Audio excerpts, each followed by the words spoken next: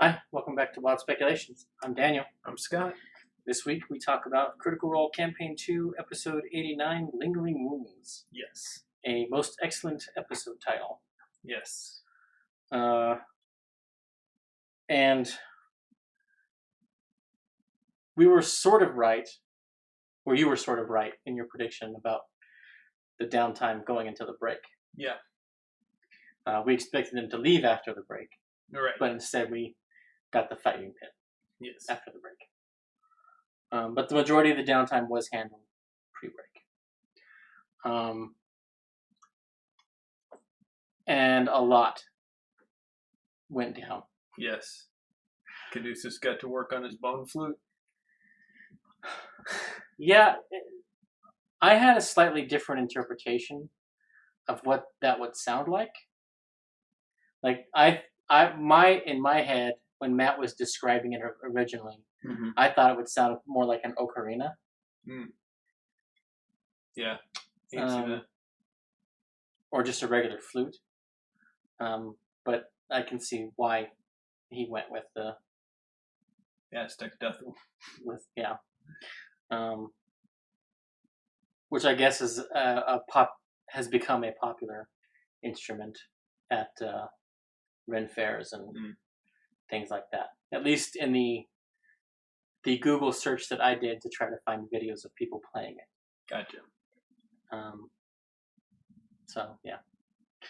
And off the bat, we start with Laura. Yep. She's got a list of people she wants to spy and speak to. So she looks in on Curie. Yep. And Matt gives us a bird's eye view of the damage from the attack that he said that they heard rumors of. And that she appears to be alive and well.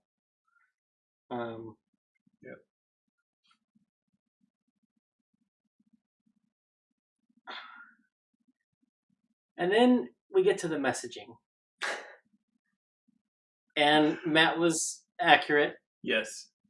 And he's like, I never thought about that spell in the wrong hands. Until it was in the wrong hands. And it is fascinating.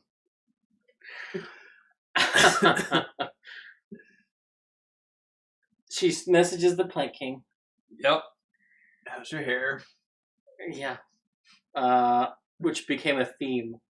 Yes. Of the evening. Of her messages, anyway. He said business is business. And that he didn't remember Jester. Yep.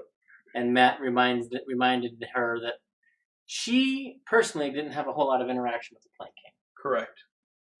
I'm wondering why she messaged him. Do you think it has to do with Traveler Con? I think so. Okay. Or do you think... Could it be a Machiavellian scheme of Laura's to have the Plank King attack the peace talks? To give them a common enemy?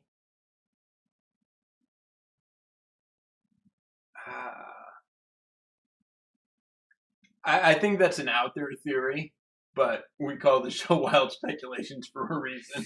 Yeah. I mean, I'm not saying that's why she did it.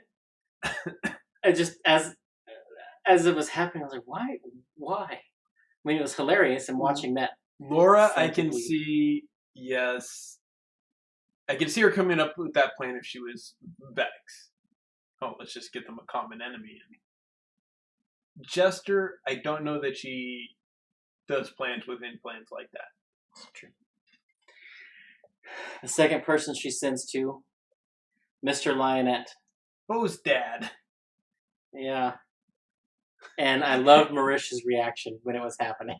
Just like, and like falling down below the table. Yeah. And, and I liked that, like, the last half of message was just like,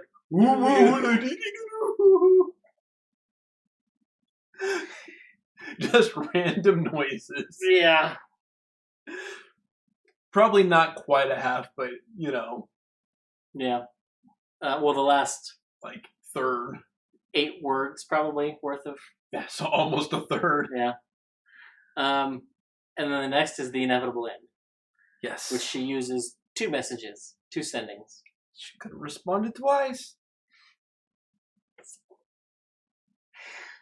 But it satisfied my curiosity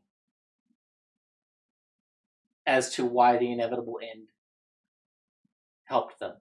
Well, not helped them, but didn't kill them afterwards. Yeah.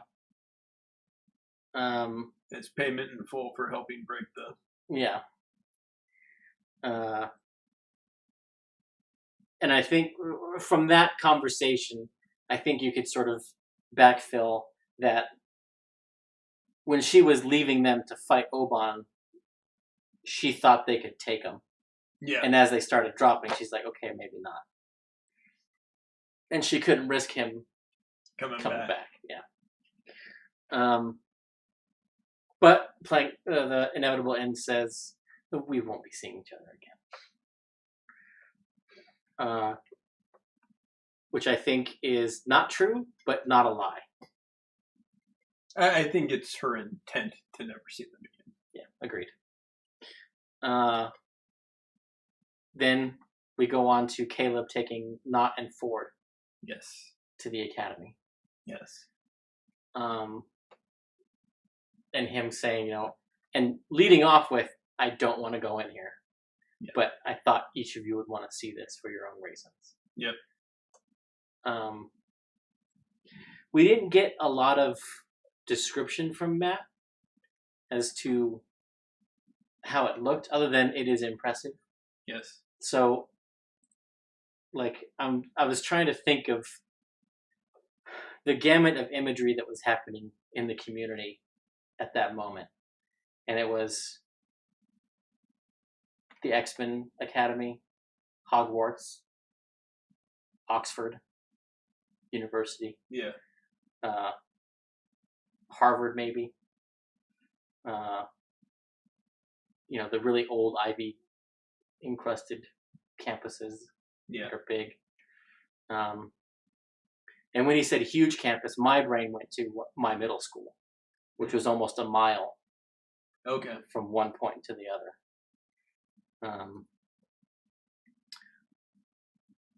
But yeah. And then we could disguise ourselves, we could go in. And he said no. Yeah. To reiterate. And they and the academy dodged a bullet.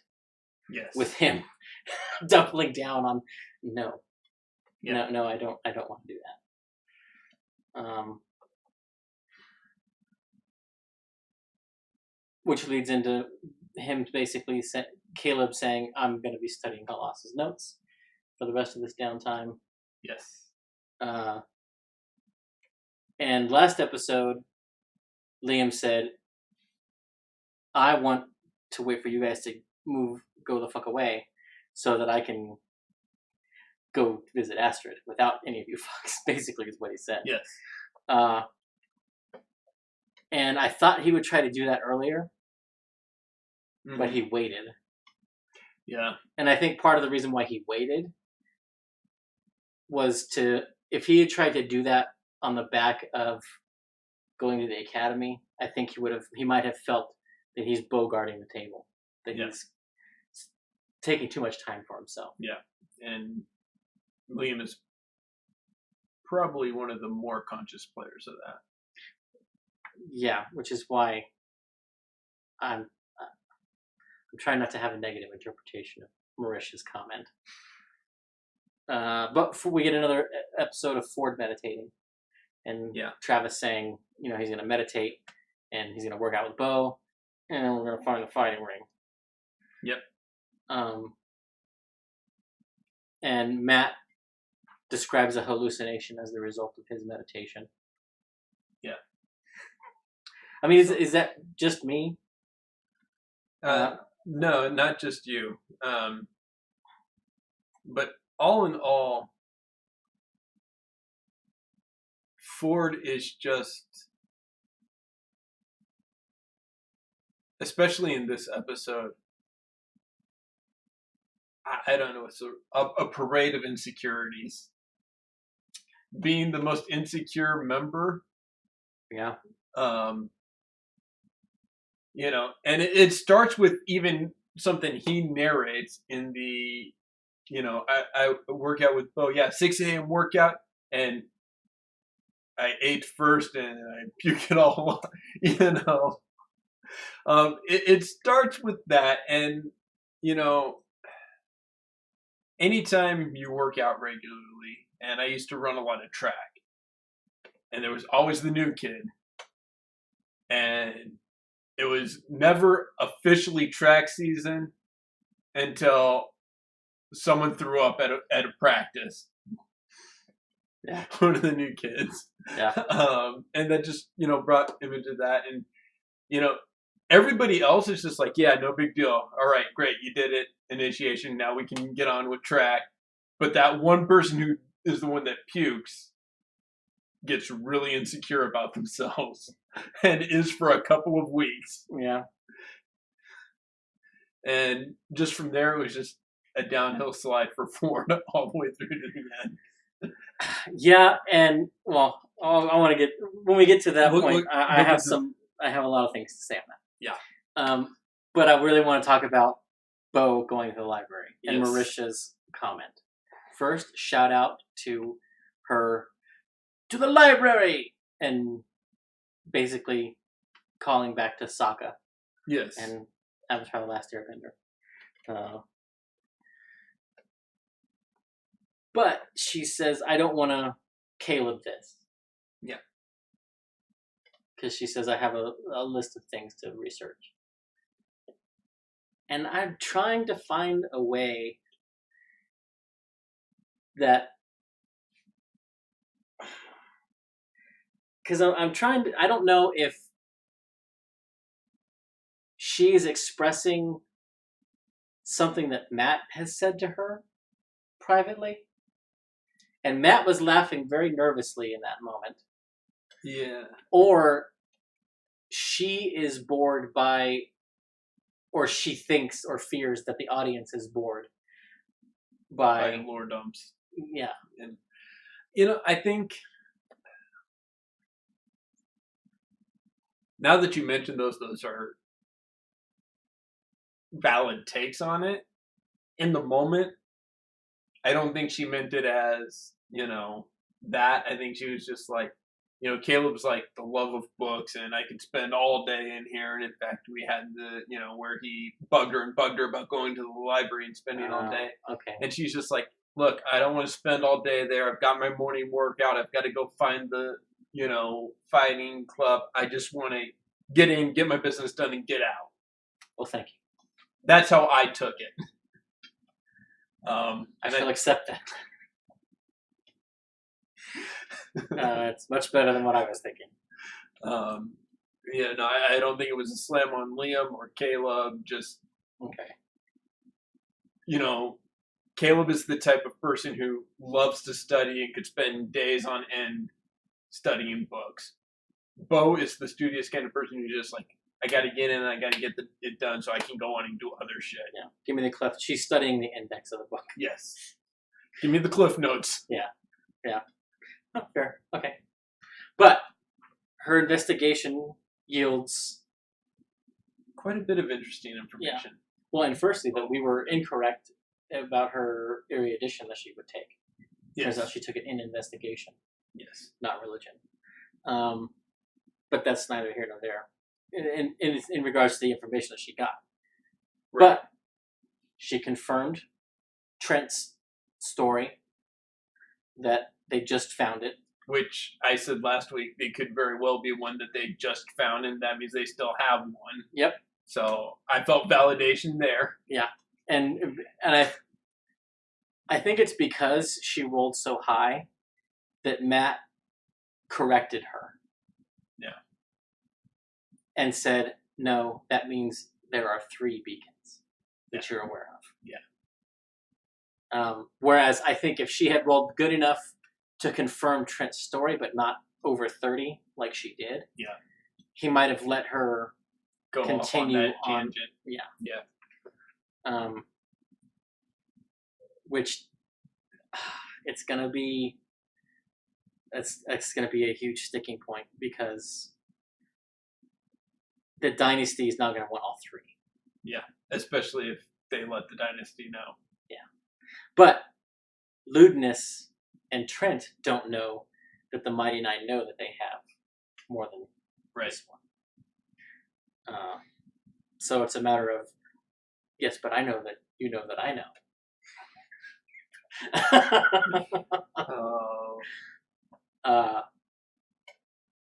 But he also mentions that they discovered the name of the city that was there, Schadengrad. Yes.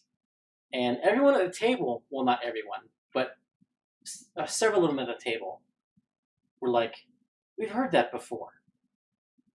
And Matt's like, I don't know that you have. They have. They absolutely have. Because I recognized it. Yep. As did I. I didn't go looking for the episode, but I'm pretty sure I remember when it happened. And it was when they were the first time they were in Halas's study. Yeah. And I'm pretty sure that's correct because we talked about this before we streamed. And I remembered it was just before they went to Jorhas while they were the first time when they were on the Menagerie Coast. You remember them do that, and that lines up. So both of us independently remembering it from two different angles. Yeah. I'm going to call that confirmation. Yeah. That's when it happened. Now, he didn't give them much information on the city in that episode, but he did mention the city's name. Yes. As being contemporary with the floating cities. Correct. Which he reiterated that it was not in this episode. Right. So, yeah, we're gonna go there. We're gonna have to go to. Now I'm blanking on the name. The elf city. That up near Unkabrak. Or not Unkabrak. Yeah. Yeah. I don't remember. Just north of Shady Creek Run. Right. Which well, means not Rainy just. could come back. Yeah. Well, I mean, technically, Rainy and Somali. Yeah. Could come back. And I. Yeah. Technically, so could Keg. Yeah. And see, I kind of want there to be, like, poor Marisha. So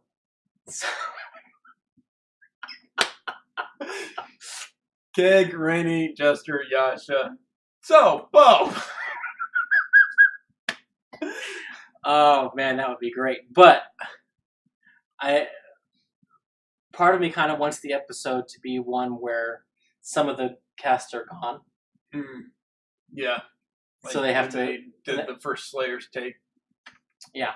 Challenges. Because to have all three of them back, that's way too many people at the table. But if a lot of them are gone for whatever reason. But it's got to be Marisha, Laura, and Ashley together, though. And Taliesin, because Taliesin has to be there. Because it's for Taliesin that they would be going back up there. Yeah. So yeah, I don't know. It probably won't happen. Probably not. Just because that's a lot of stuff that has to fall into place. The certain cast members being gone, and the guest stars being available to come on in the same time frame. So it's probably not going to happen. But, it would be interesting. Speaking of Jester and Bo, we have a lot of. Yeah, we have a lot of Lord trolling the other players in this episode. Yeah. Yeah. Well, you say trolling, I say engaging in meaningfully. But it was the way that she started that conversation was definitely she was trolling the player. Oh yeah. Because it was, why have you been avoiding me? And Sam's like, both Sam and Marisha are like, I know why. It's because I didn't save you. Wait, what? Yeah. Oh. Which Marisha's like, oh, phew. Because she's in her brain thinking The crush talk. what, yeah. And she was like, oh, I kind of wish I hadn't told you that. And then she says, ooh, I sent a message to your father. Yeah. And what? She's like, well, I mean, I have been since, off and on since. How long since you told me about him? Since that first time. He thinks I'm God or something.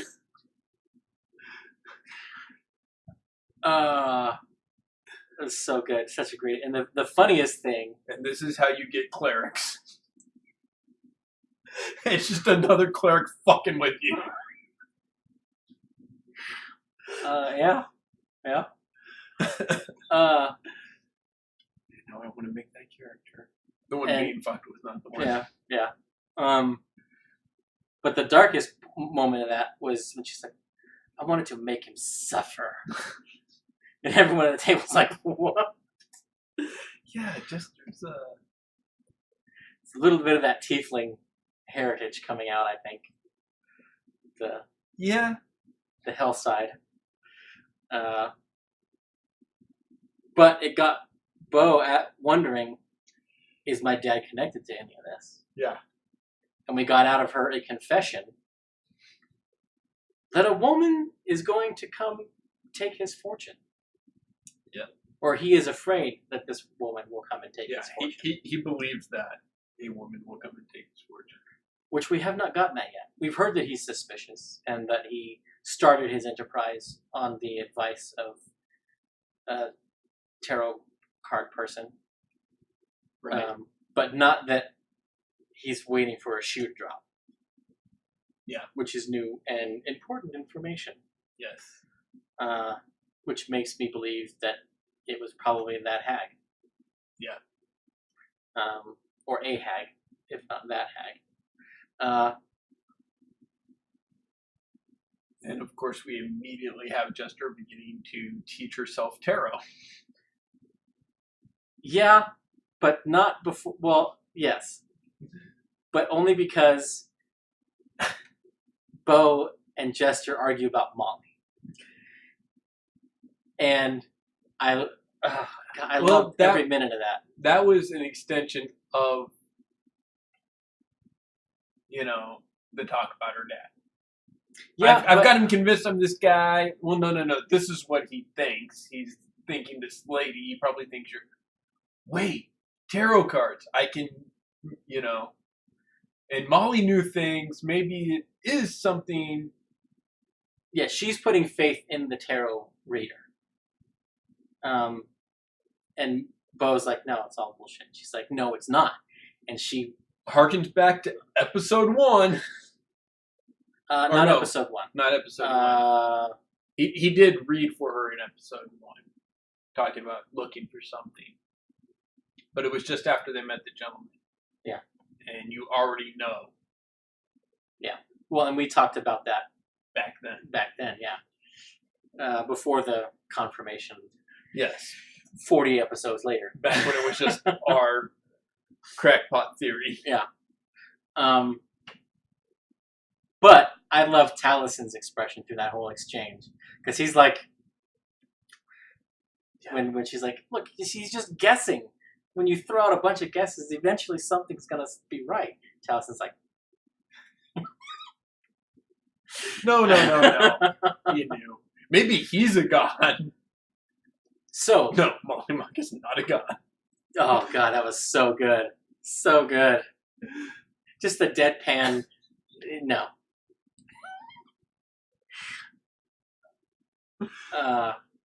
Yeah. He wasn't. But this begs the question, is Jester going to start preparing augury? Augury, or they now have Well, they have access to divination as well. But and also find the path, which is another type of divination, which requires it requires a divinate. I can't remember if it's a cleric spell or to the. I know it's druid. I think I'm pretty sure it's ranger, but I'm not sure if that's. But anyway. But requires a divination tool. Yeah, and just like augury does. Yeah. So I think that's the mechanical reason she's in game fascinated with the tarot cards. That's the out of character mechanical reason. I get this and I can. Because if that was the case, she would have been doing it before. But I think. Well, see, my thought was she now has access to the find the path. I wasn't thinking of augury, which she didn't have access to it before now. Augury, yeah, she did. No, find the path. Oh, yeah. But yeah, we'll see. I don't know if she will or not, but it'll be interesting. Because the great thing about that, though, is she's totally bullshitting reading the cards, but she's actually casting a spell and actually getting correct information.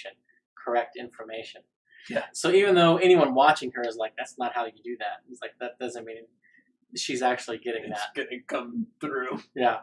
So it's going to be so good. Especially if she does that, she casts the spell, she uses the cards, correctly guesses, they go and do stuff, and then she says to Bo, see, I told you. Well, I mean, in a D&D world, isn't that how everyone uses tarot cards? To be fair. Yeah. Next thing we get is not wanting to buy foul bolts. Unless you... So there's a kind of arrow that has been in use thousands of years. And it's for hunting birds, waterfowl. Mm-hmm. And it is a wooden shaft. It's the shaft of an arrow or a bolt for a crossbow. And it just has a wooden sort of bulb on the end of it. And not wanted to buy those so that her son could train. And if she gives them to him, we may see a drop in the population of seagulls in Nicodranas. I thought you were going to say a hint at a campaign 3 character.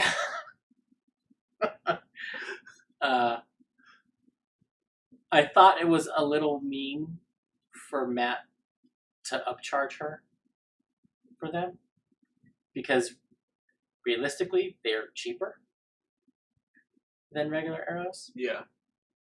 But then when Matt said it's essentially this thing on a metal with a metal shaft behind it, I was like, that's not how bolts work. Yeah.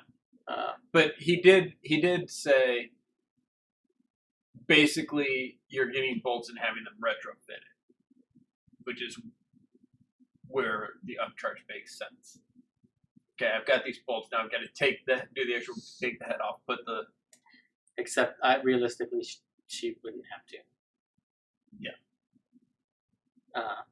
But that's where his brain was. Yeah. He even, he made that. No, I'm not. Well, and she doesn't pay for anything. Right. Like, it's getting ridiculous. Yeah. And now, I think Sam that's his game at the table, is what can I not pay for? And, I've had characters that have done that. We've been in though. Yeah. Yeah.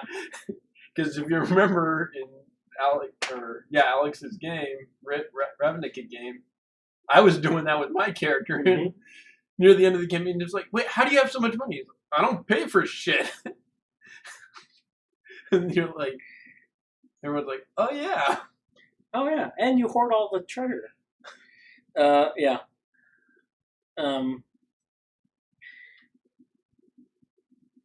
Jester takes the lead in the investigation.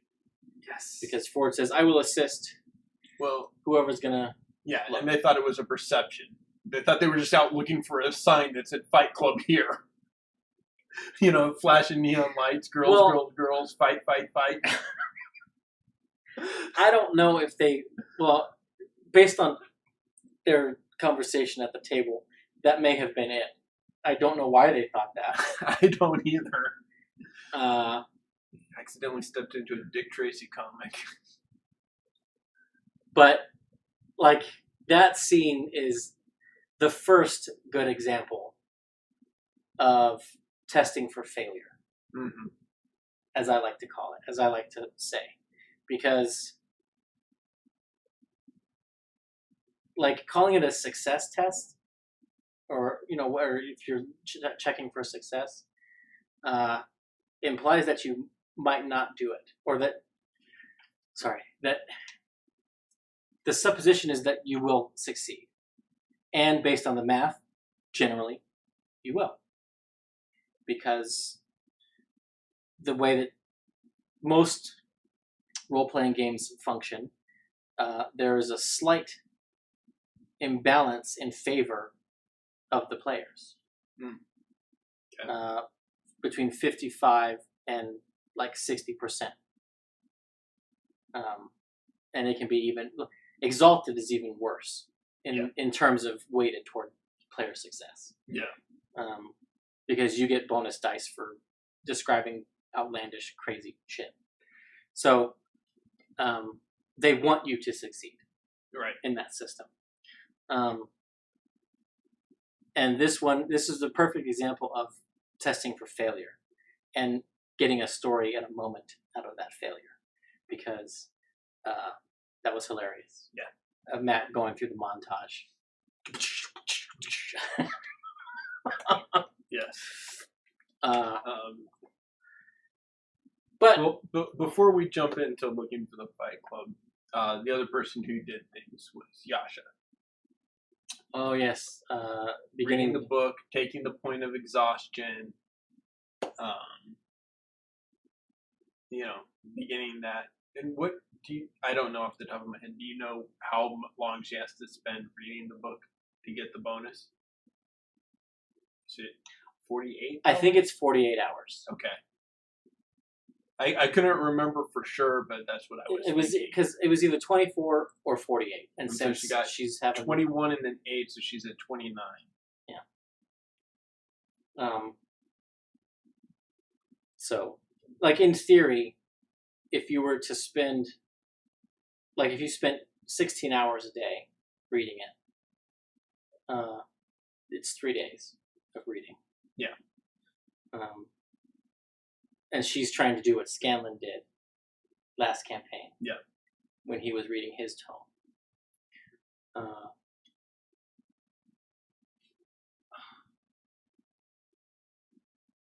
And I think if she would have failed that con check, that Matt might have given her 2 levels of exhaustion. That's what I was thinking as well. Just because, I mean, it's got to read like a textbook. Mm-hmm. And textbooks are notoriously a hard read. I know when I was in high school, if I wasn't tired but I needed to go to sleep, I would open one of my textbooks and start reading it. And inevitably, before I was done with a page, I was ready to sleep. Statistically, yes, that is what happened. I am the outlier. I am the one who has read college-level textbooks for fun. So. I technically have too, but generally, and I do the same with RPG rule books. Same thing. If I want to be asleep and I crack one open, I get tired. I don't know. Maybe it's a similar thing as needing to poop at the library, which I also love that moment from Laura. But yeah, her reading that book and then how she handled the fight later. I have my own theories on why she handled the fight like that. Yeah, That I which don't we can think are the normal. Yeah, but they eventually do find a place, and again, Ford, being playing on his insecurities, tasks Yasha to go in through the door Mm-hmm. and talk to people, and I think Ford is always, in some ways, Travis Ford is more cognizant of his being a half orc, Yeah. than Sam is of Knots being a goblin. Yes, most definitely. Because while Sam will ask for clarification about those things, especially since they went to Jorhas and have come back, she is much more upfront. Yeah. In their interactions with people. And well, okay, so to be fair on that point, in Jorhas, Not got a taste of being fully accepted. Mm-hmm. Ford in the Empire was rejected because he was a half orc, and in Jorhas, he ran into a lot of rejection, bullying, weird looks because he's half human. He's the scrawny half orc. Yeah. So he got the outcast looks from both sides. It's fair. So while it emboldened her being accepted as a goblin, it just reinforced his out of placeness for what he is. Yeah. I don't fit in with the people. I don't fit in with the monsters. You know. Yeah. I also liked and found interesting that he was like, "Don't cover your symbol, wear it." Yeah. So we'll see how that goes. Yeah. Because I think that might be the mission that he has taken on himself as his mission for the Wild Mother, is to make the Empire accept her faith. Yeah. So only time will tell with that one, though. Yeah.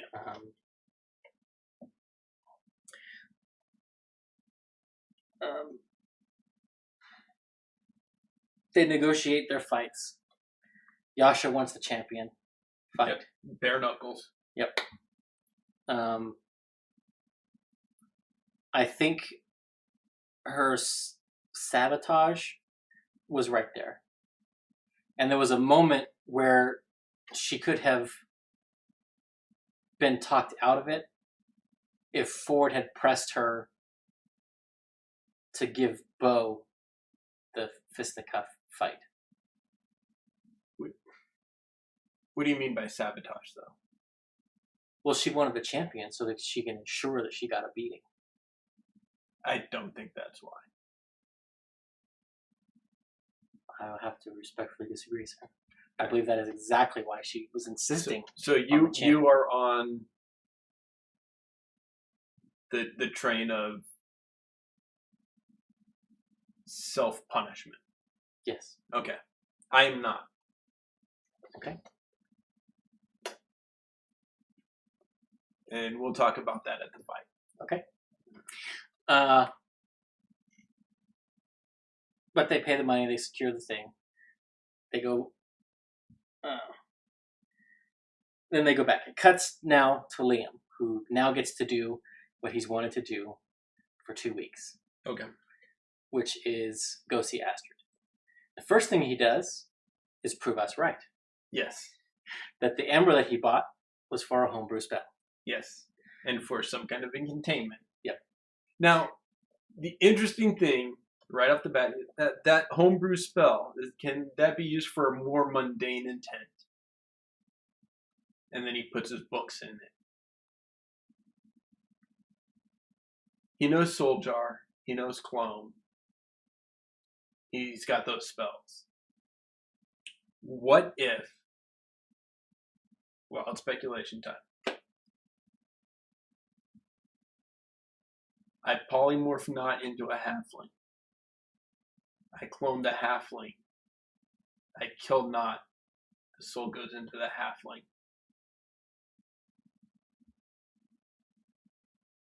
And that's his plan to fix not. So that the true polymorph cannot be dispelled? Yeah. Because that would technically be a weakness of true polymorph? Yeah.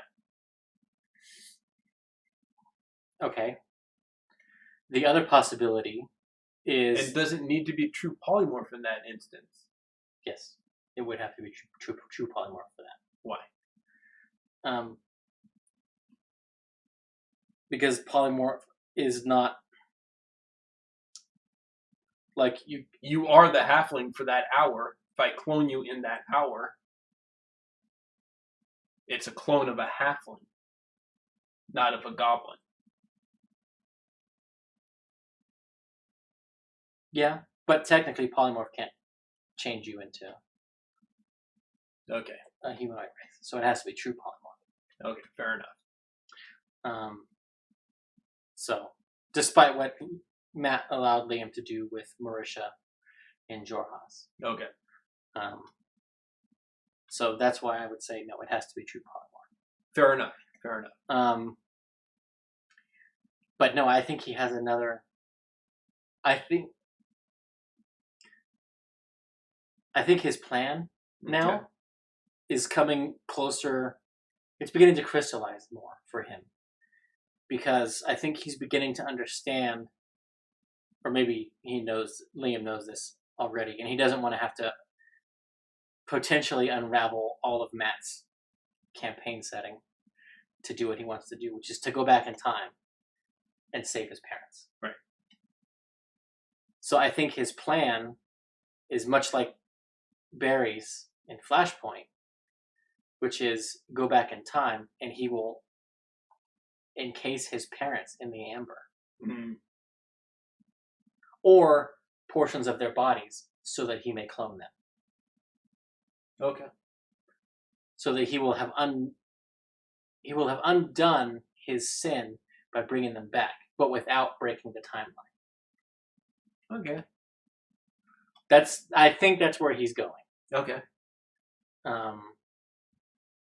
I'm interested. I would like to see the limitations of the spell. Yeah. I would really like them to release this spell. And maybe they have when we missed it, but no, I didn't. I double checked. Okay. I checked Critical Role, Matt, and Liam's Twitters, and which is where they usually release. Yeah, that's where they released the last one. That's where they released the last homebrew, and it's also where they released the 2 Dunamancy spells. Yeah. So all the spells they've released, that's how they initially did it, and it's to date not been released. Right. He goes to see Astrid. Yes. I almost say confront Astrid, but that's not accurate. No. And it was tense and uncomfortable, but not horribly so. Yeah. I think I'm kind of with... So Laura, at the conclusion of it, is like, I didn't trust a single word she was saying.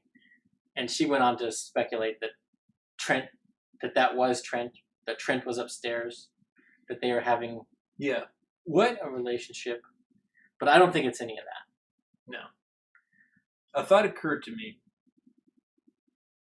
and it was when she was talking, because he asked who put me in the sanatorium. Oh, we did. We had to subdue you.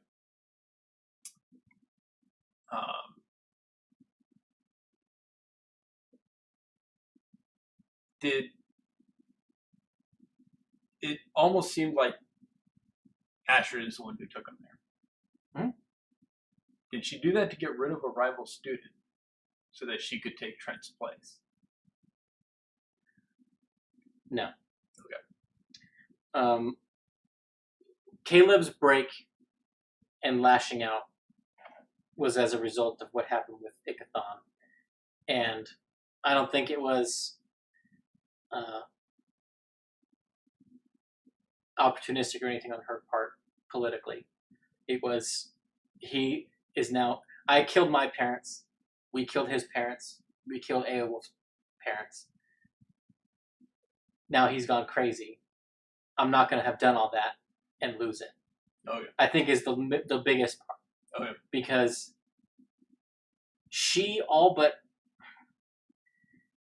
and I think Caleb is afraid to press her on the issue. But my reading of the subtext of that scene, Okay. of the interaction between them, was, what did I write? That his parents deserved it, or their parents deserved it. Okay. Or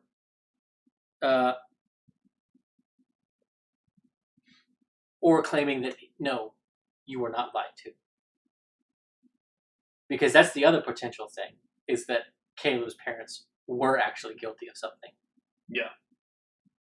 And he has concocted this belief that Trent lied to him.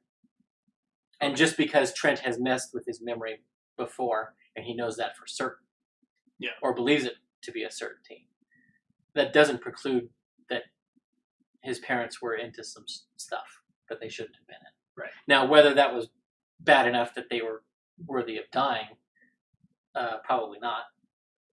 But if they were worshiping other gods that they shouldn't have been, or just the smallest thing that Trent could use, right, to justify it, he would use it. Right. And all of these killings that they did were sanctioned or forgiven by the state. Right. Because none of them are in prison. Yeah. Which means, on paper, his parents were guilty. Yeah.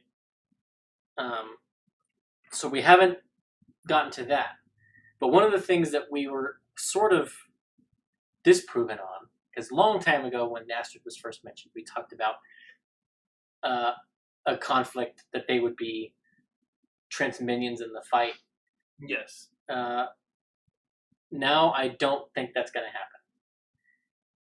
Principally because she telegraphed that she wants to replace Trent. Yes. And I don't know how long ago that desire was sparked, or if it's like if it was back then, or if it's more recent. But it was very much, I got a very Sith vibe. Yeah. From that relationship, where the apprentice must kill the master.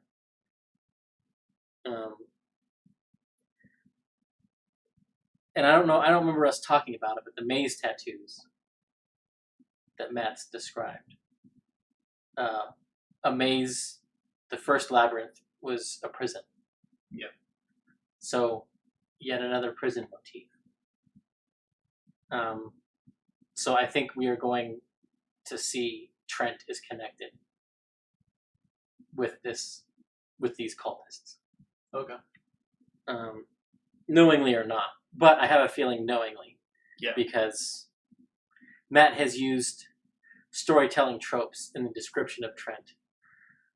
That he's not just Caleb's villain in his personal story, but an actual bad guy. Who better to root out cultists, followers of outlawed religions, than a cultist? There's a reason why that's the class feature of the recovered cultist background. You're better at finding those things. Yeah. But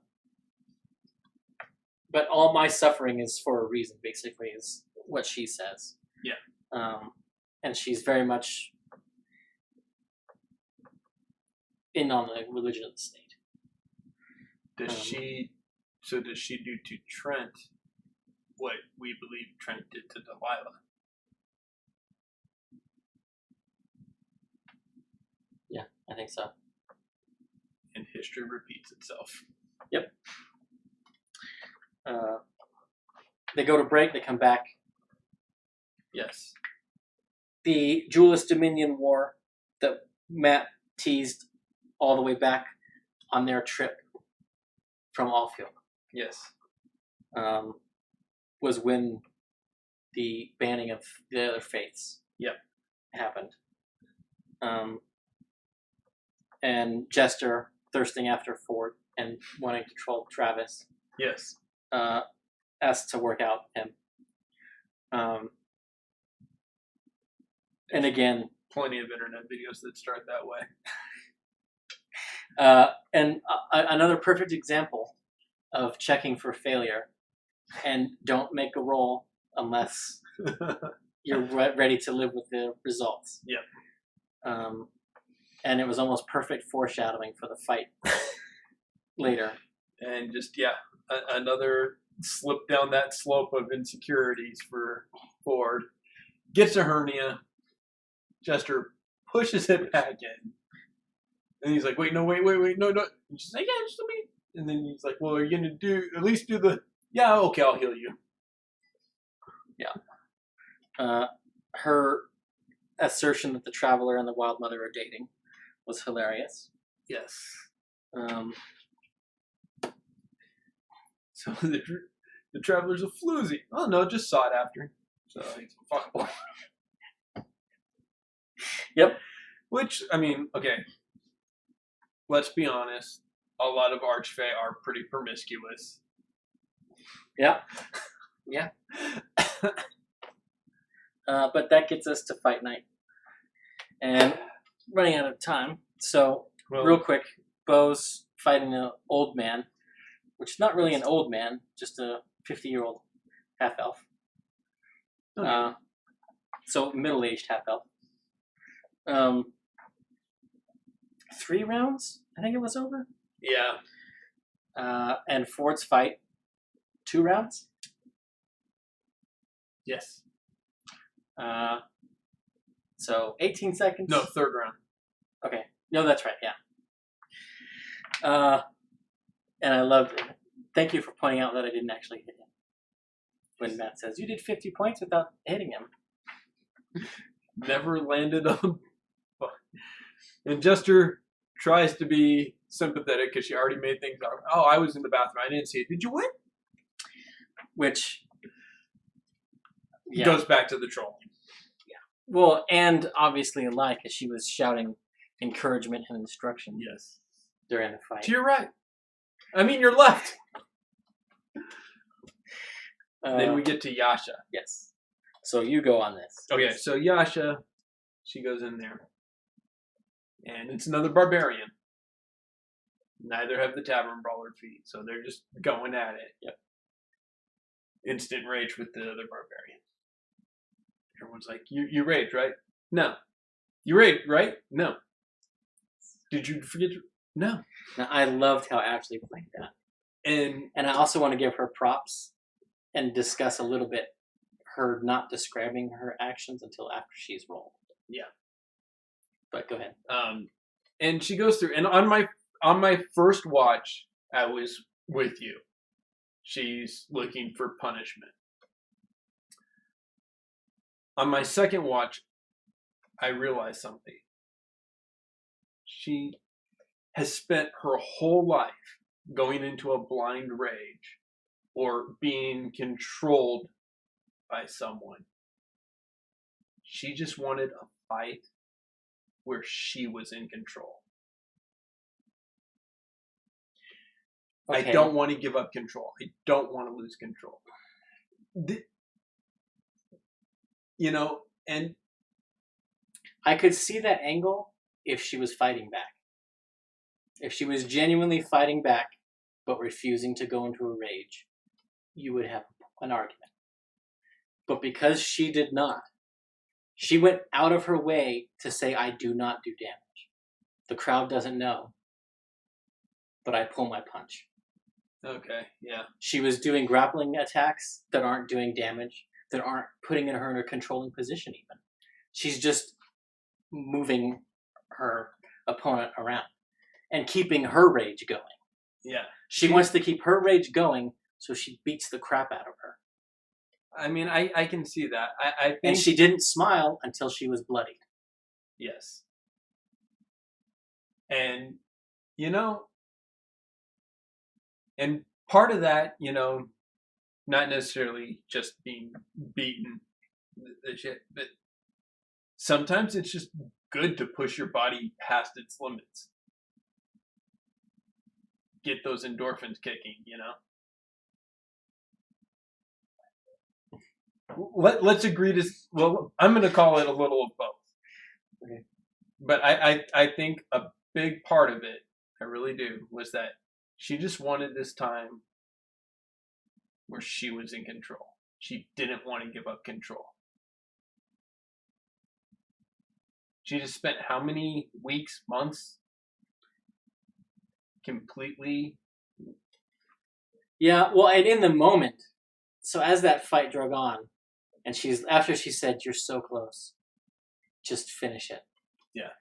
I was like, Ashley wants to use her class ability. I don't think it was there. I don't think that was it. I was wrong in that moment when I thought that.